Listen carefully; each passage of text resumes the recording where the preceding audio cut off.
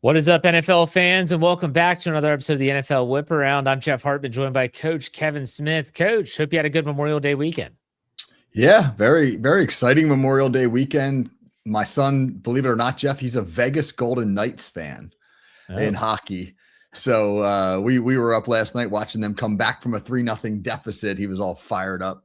Playoff hockey is great, Jeff. I love it. Oh, it is. What kind of hodgepodge fan are you creating, though? I mean, my gosh, Detroit Lions, Vegas Golden Knights. What the hell's going on here? It's like at the buffet, man. You can choose whatever you want. You never know what they're going to come back with. So I let him pick. True. Does he have a baseball team?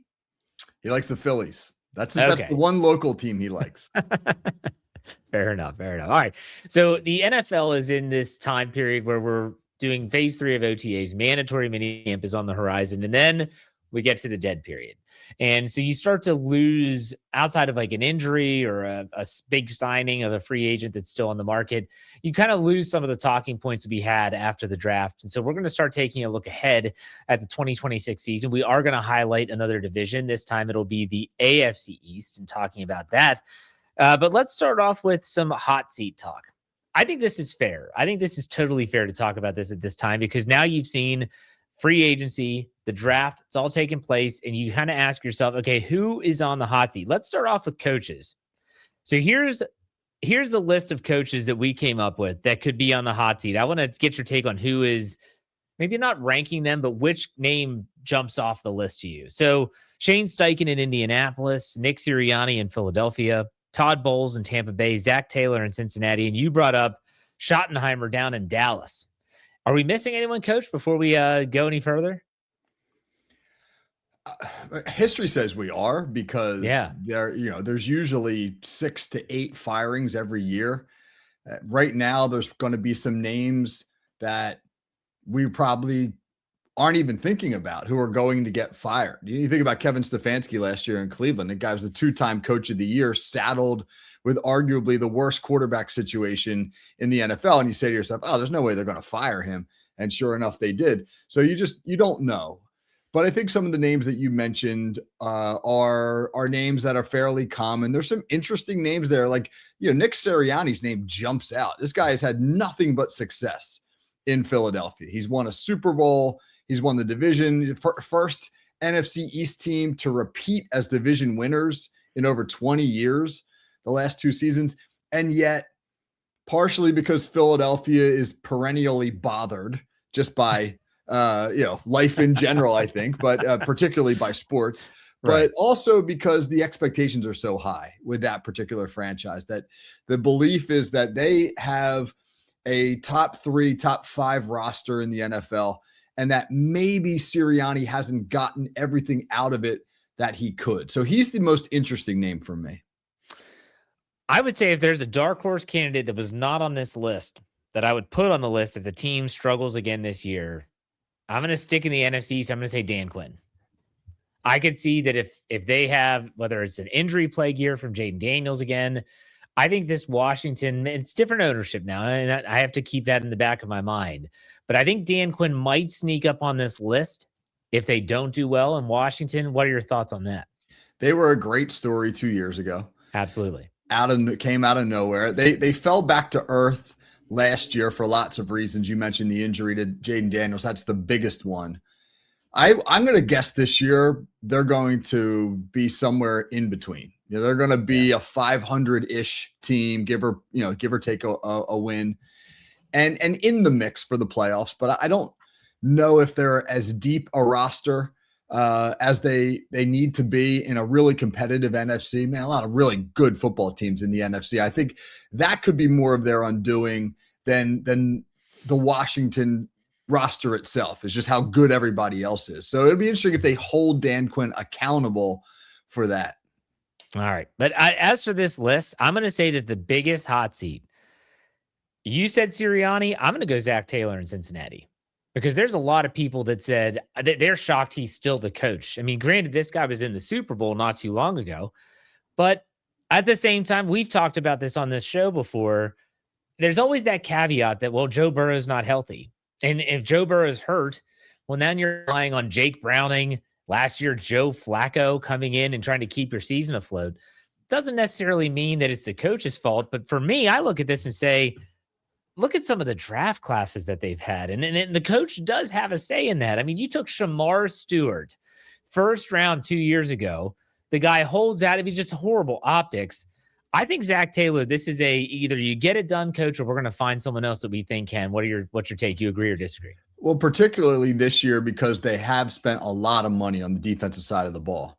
And on paper, it looks like a much better defense than it was a year ago. So the expectation should be higher in Cincinnati. Burrow's health, of course, is a major concern there, but it'll be interesting to see what they do with Zach Taylor. I mean, do the Bengals have the patience to push through some adversity? They've shown that they have in the past. I mean, Marvin Lewis was there forever. So it'll be interesting to see, again, in a good division where Pittsburgh and Baltimore are always competitive, where does Cincinnati fall? I don't know the answer to that. Okay, so out of Steichen, Sirianni, Bowles, Taylor, and Schottenheimer, those 5 coaches, how many do you predict will be on the unemployment line at the end of this season?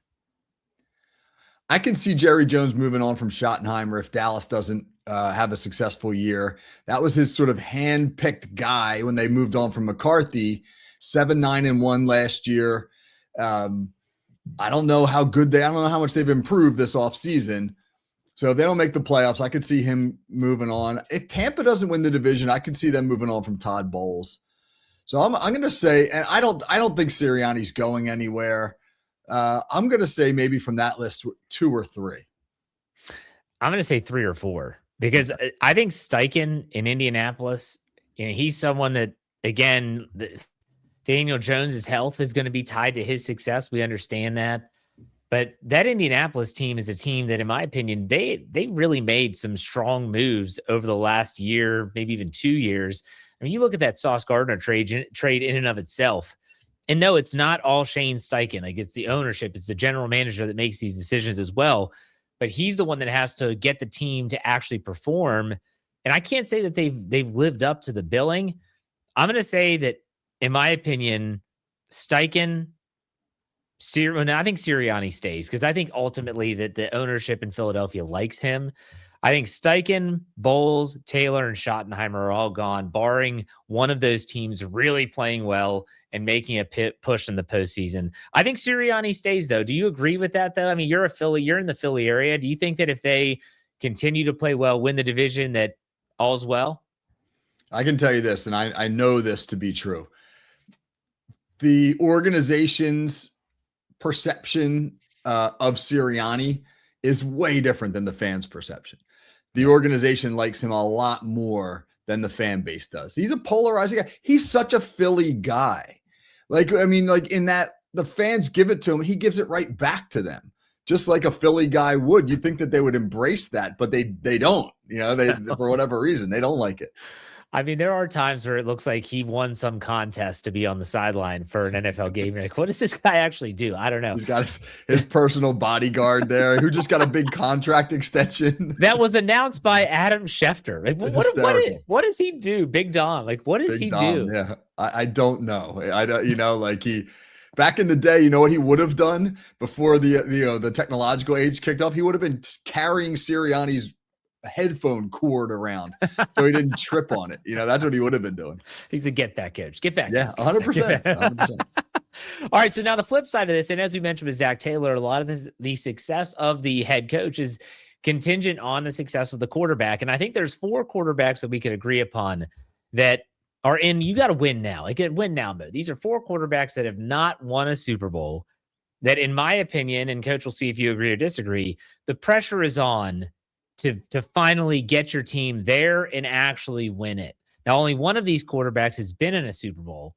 The others have never even sniffed it. We're talking about Lamar Jackson of the Baltimore Ravens, Josh Allen of the Bills, Dak Prescott of the Cowboys, and Joe Burrow of the Bengals. Burrow being the only quarterback of this list that has been to a Super Bowl.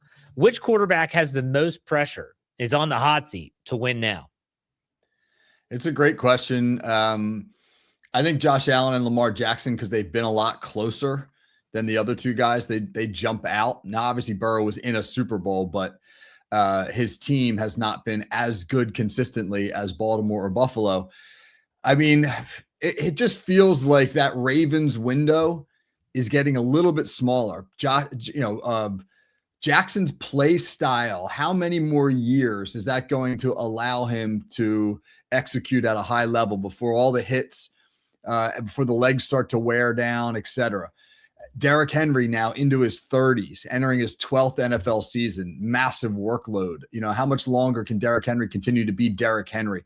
It feels like the window in Buffalo and elsewhere is maybe a little bit bigger than it is in Baltimore, which is why I would put the pressure most squarely on Jackson's shoulders. That's a good answer. And when you look at what happened this past offseason, or maybe I should say what hasn't happened yet, and that is that they did not give Lamar a new contract. They did not give him an extension. They reworked his deal to lower his cap hit, but he was not granted a new contract. And I don't know about from a national perspective, but here living in Maryland, locally, people are saying that the writing is on the wall, that they are basically saying, look, Lamar, either you win it or we're going to move on and we're going to get another quarterback that we think can be the next guy for the next decade or plus. And that is a very unique situation when you tie in Jesse Minter as a first-year head coach. I don't know. Do you read the tea leaves there at all between the contract negotiations between Lamar and the Ravens this past offseason? I don't know necessarily how much stock I would put into that, but I do think your point about it being a new regime gives them the opportunity to reassess Lamar Jackson. Everybody does that. When you come in as a new coach in a new situation, like you don't just say, "Hey, I'm going to take what I've been given." You immediately say, "Do I need what I've been given, or can I improve it in some way, shape, or form?" To suggest you can improve on Lamar Jackson right now, pretty hard to say that definitively. But again, if we're talking about a year or two down the road, and he's now 30 years old, and is showing signs of slowing down athletically a little bit, there may be those conversations. Like, are we going to invest a massive amount of money in him, knowing that his play and play style are probably tenuous? Let me ask you a question about Lamar before we can talk about some of these other quarterbacks. In your opinion, as a football coach, do you think that Lamar as a thrower is capable of continuing to be successful if the mobility starts to work in the wrong direction? So in other words, like you mentioned, the hits, the prior injuries to the ankles, the knees, etc. If they start to limit his mobility, do you think he is a talented enough thrower of the football to still be successful, just more from the pocket? I thought he improved as a thrower under Todd Monken, as opposed to where he had been in the previous regime with Greg Roman, who was always a much more run-centric head coach. I thought Greg Roman did phenomenal things with Lamar Jackson as a 25-year-old that you're not going to be able to do with Lamar Jackson as a 31-year-old.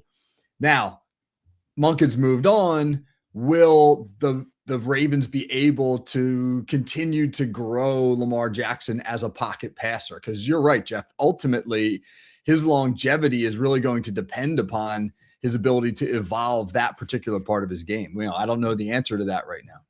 And we don't know what the new offensive coordinator is going to do in Baltimore with Todd Monken being hired as the Cleveland Browns head coach.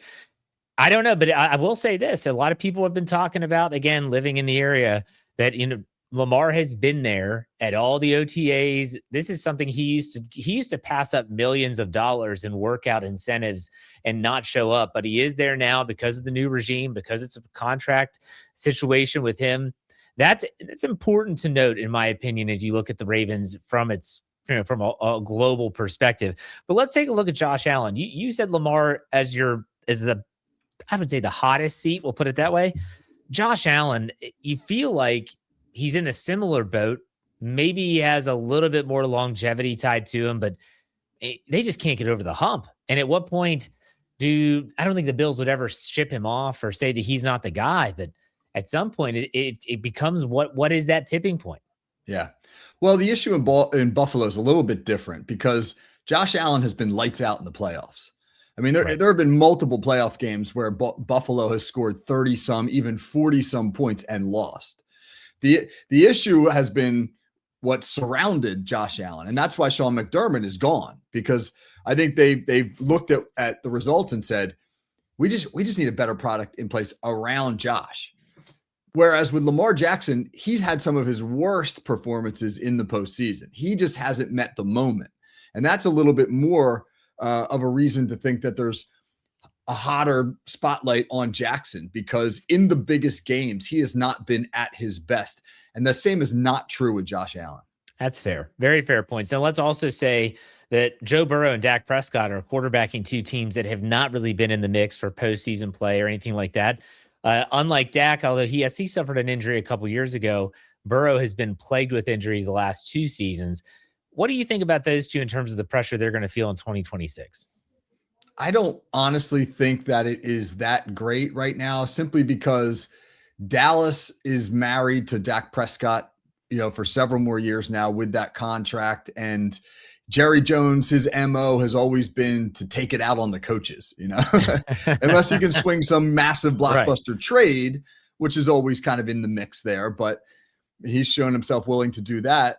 And then, Joe Burrow, Cincinnati, they don't have any history or culture there other than in the 21st century, I should say, other than the one run that Joe Burrow kind of dragged them to a couple years ago. I think they recognize he's the key. If he can stay healthy, we got a shot. If he's not healthy, we don't. And I don't think they're anywhere close to being like, oh, he's always hurt. We're not getting value for our dollar with him. I still think that is firmly his franchise. Well, you talk about the financial aspect. The Bengals have definitely put a lot of financial dollars in the backing of Joe Burrow.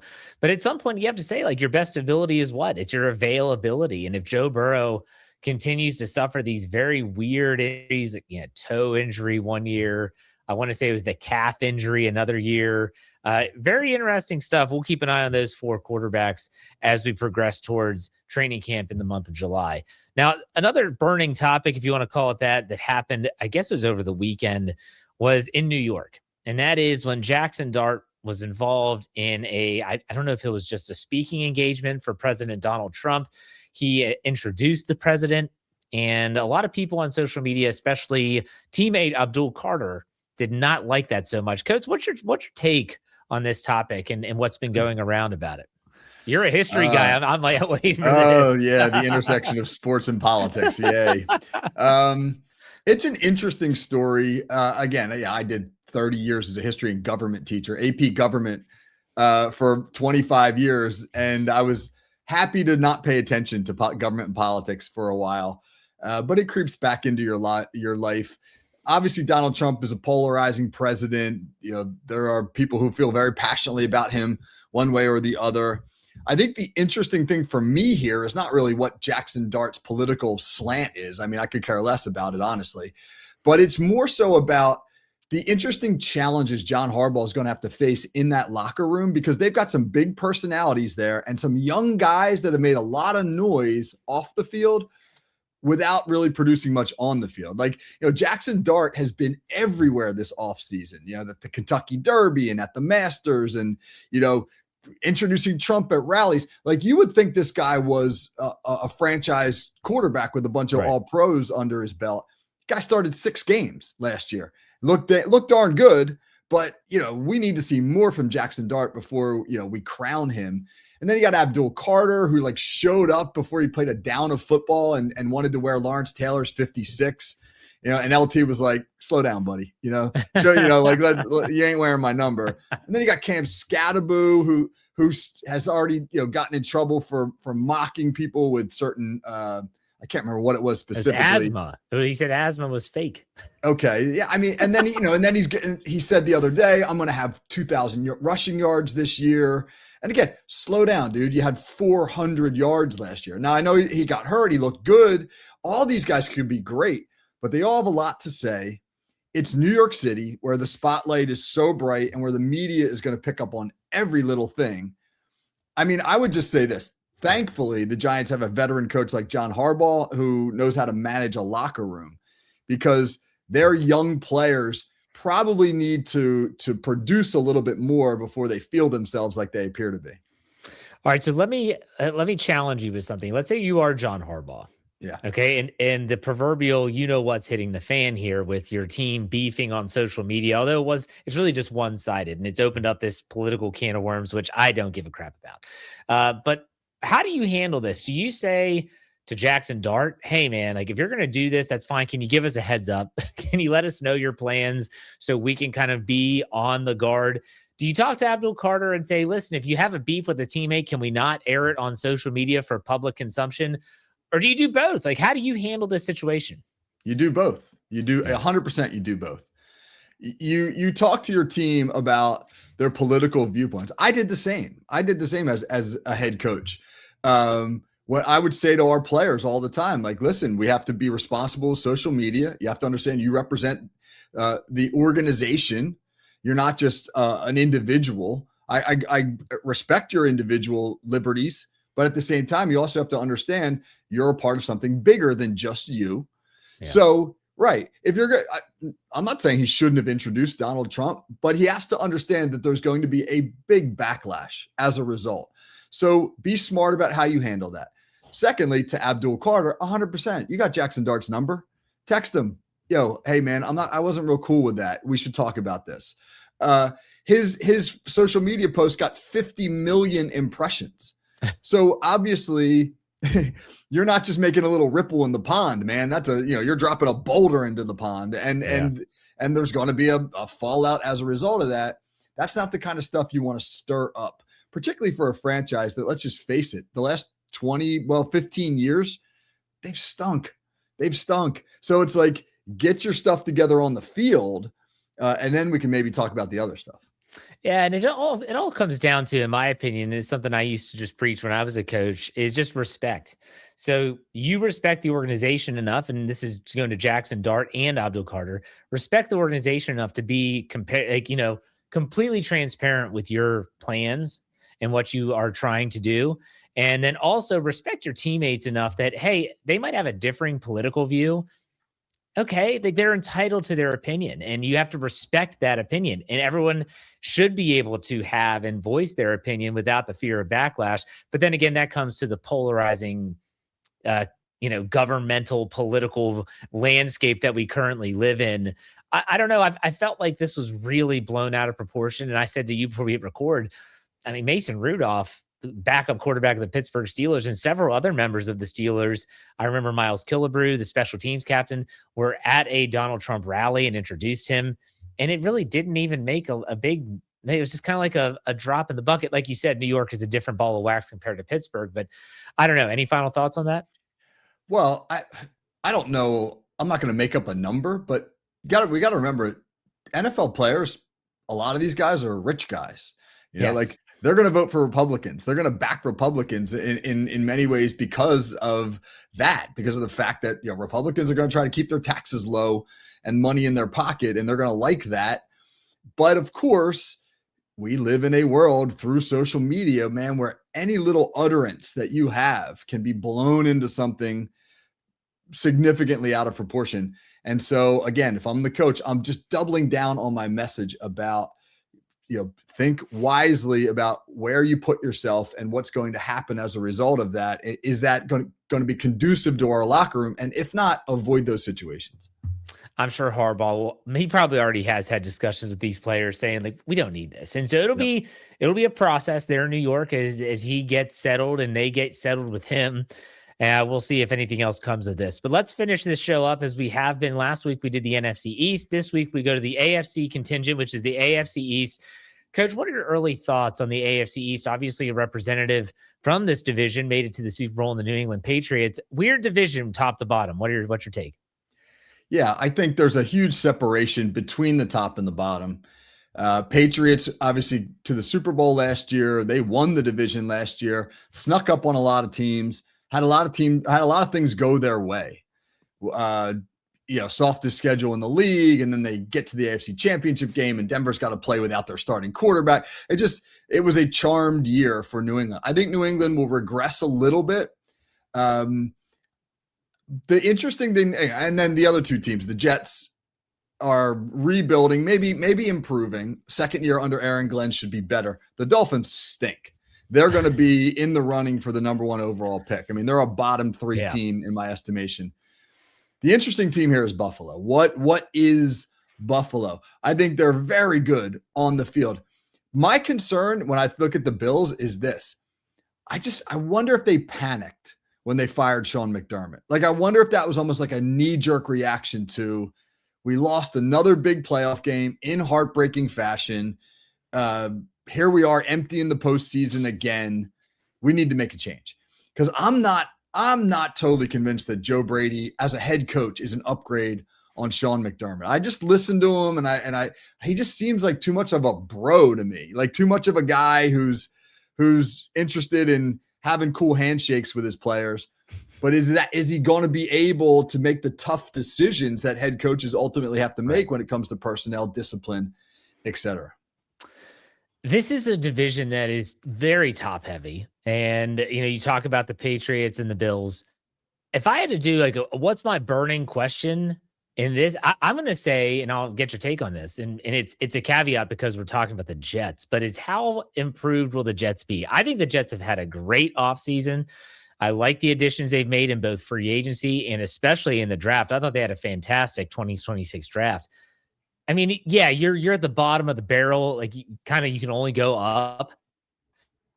But how many wins will they have? Will this be like the New York Giants that we talked about last week? They could almost double their win total in this upcoming season. What's your takeaway on the New York Jets? I don't have their schedule in front of me, but I'm going to say they're not going to double their win total. I mean, they could get to 7 wins, maybe 6, 7 wins. But Geno Smith, man, that's just, if this was Pittsburgh, which has a culture and has a history of being able to cobble together 8 or 9 wins with you or me at quarterback. I mean, Duck Hodges, for God's sake, got him to a 500 record. Yeah. That guy couldn't quarterback in the UFL right now. Right. So, but it's not. This is not Pittsburgh. This is the Jets. They have been a quarterback challenged franchise for decades.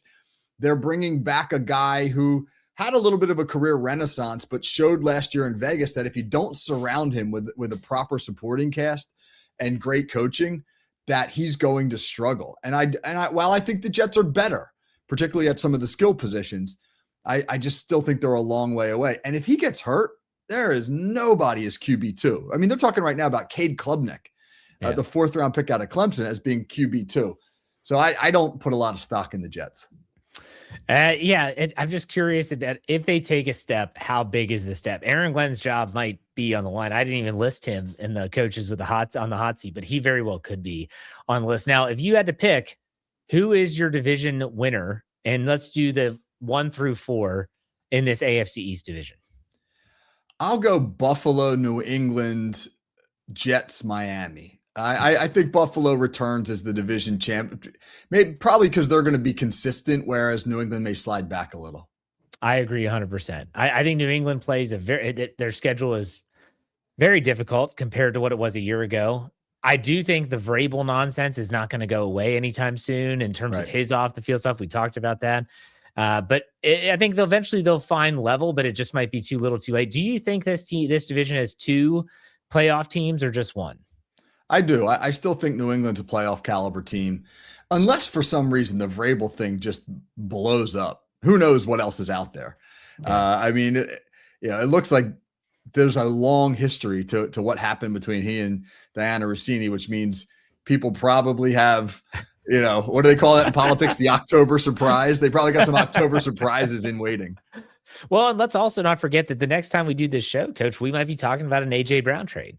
And that's something true. That really hasn't even been discussed. And how does that change the infrastructure of these 2 divisions, the NFC East and the AFC East with the Eagles and the Patriots? We'll be talking about that. So we'll be keeping tabs on this division for sure. But Coach, what do you have coming up on the call sheet this week? Anything? Yeah, well, Monday was Memorial Day. I reran the episode I ran a year ago on Pat Tillman, whose story most listeners are probably familiar with, but got into really what an interesting and complicated legacy of a really cerebral and very, very just different kind of football player.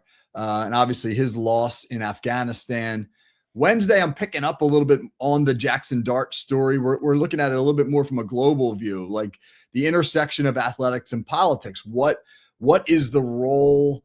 You know, you have those who are activists. You have those who are like, shut up and dribble, which was a famous quote by an analyst towards one of the NBA players.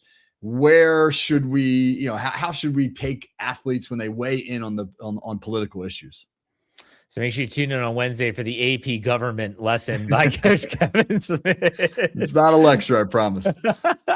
And I did like how you did reference the UFL at some point during the show, but I definitely not. Catch the fever, Jeff. Yeah, I'm trying to avoid the fever. But anyways, been a great show. We'll talk next week, Coach. Take it easy.